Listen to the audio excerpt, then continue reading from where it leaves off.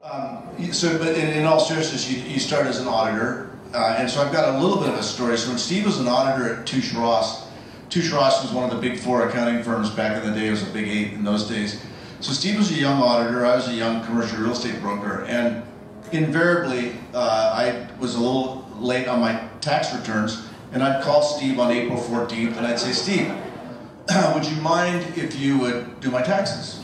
And he said, well, it's April 14th, they're due tomorrow. And I said, yeah, but it's either you or H&R Block. So, so I would take my cigarette boxes and my shoe boxes of receipts up to Steve's office, wherever it was at the time. Sometimes it was in the developer's office, wherever. And I would pay him in illegal contraband, and we'll leave it at that.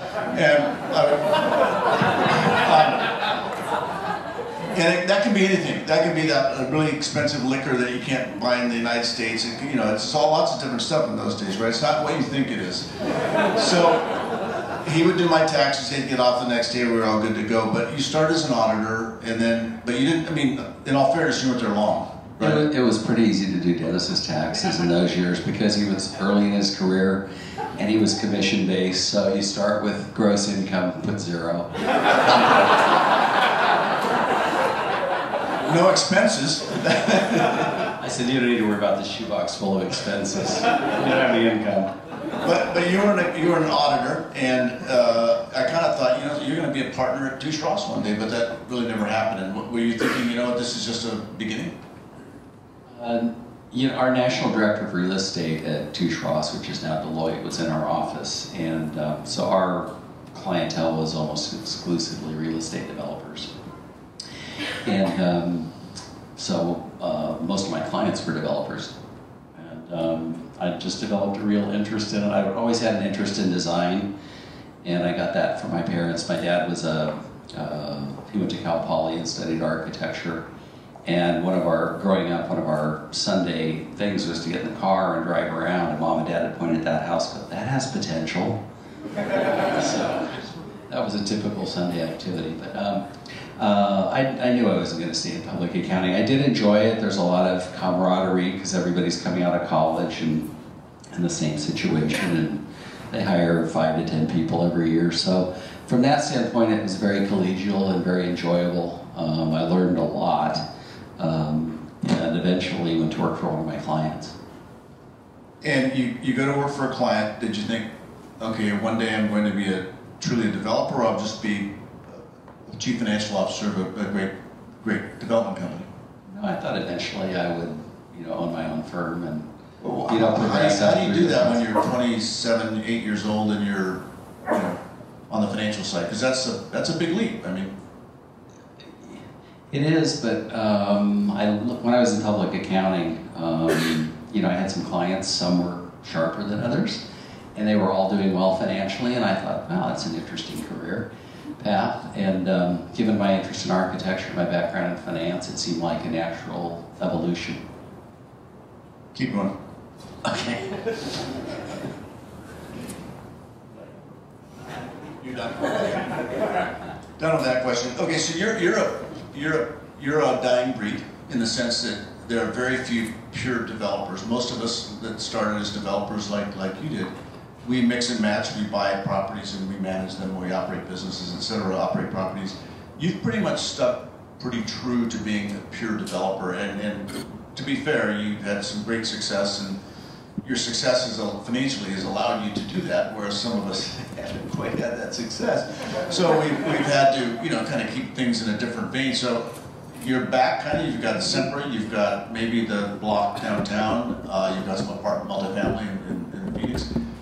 Are you back? Are you a developer? Or you've been really true to being a developer. Yeah, I love creating things from the ground up, conceptualizing, visualizing, and then putting all the parts and pieces, the teams together, and then executing. That's what I really enjoy the most.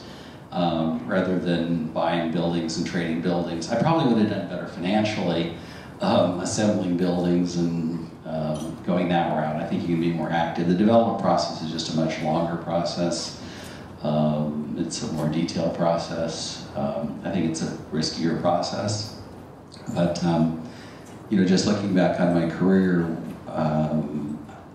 I guess when I worked for Doug Manchester, we did what was then the Intercontinental, it's now the Twin Marriott Towers. So I was involved in development there.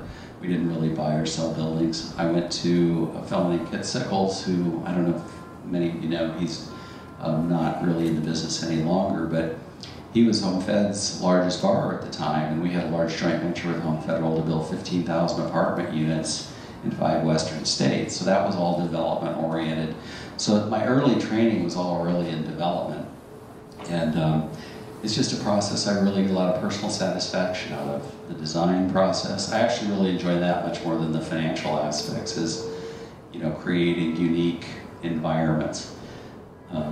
So that's why I've always really focused on development as opposed to... And one thing for all of you that are relatively new in the business, buying a building is one thing and leasing it up, and kind of that's the light lifting.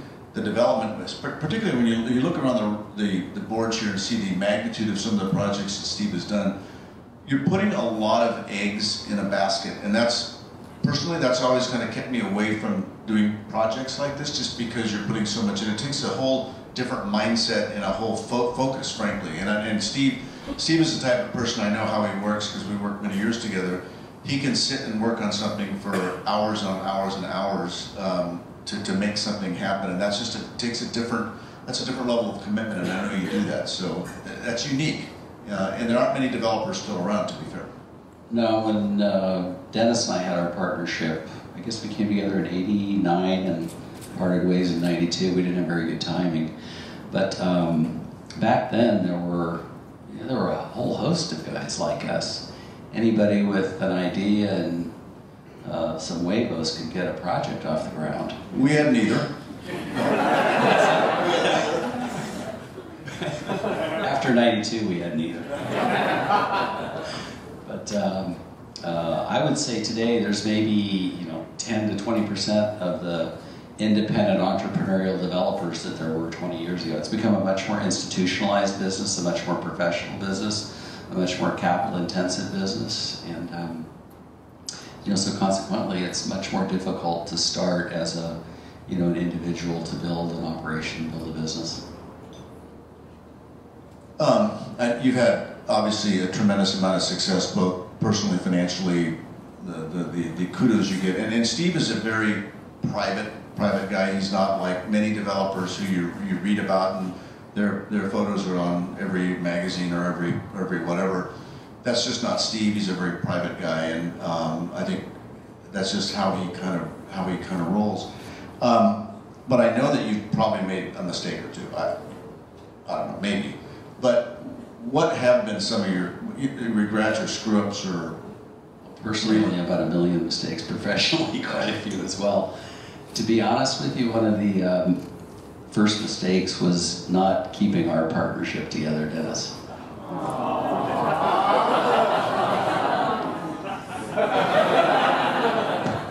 But we had a great little company. We had, 10 to 15 people. We had some really outstanding projects. We were involved in a couple thousand apartment units in Seattle, which we sold and did pretty well with. It was actually probably our first big hits. And then we had a large mixed-use, interesting office project up in Ontario on all the land between Interstate 10 and the new airport terminal. And we just had a good company. We had great synergy. We had energetic people. And unfortunately, we got caught up in the downturn in the early 90s. And I doubt no one in here looks old enough to experience that. But real estate was basically completely revalued at that time. There were concessions in the form of free rent, and once those burned off, everybody assumed contract rents for how you valued real estate. And then rents started being looked at on an effective basis, and it really undermined the value, and real estate was fairly well oversupplied at the time. And Dennis and I probably watched 3/4 of what I thought my net worth was vaporize. It probably wasn't there really in the first place. But our projects performed well. It's just, it was a very difficult environment. I don't think Dennis or I had the vision to see what we could have done together had we stayed together. And I have great admiration for Dennis in terms of his engagement, his vision, his management style, the kind of culture he's created at Cruise On.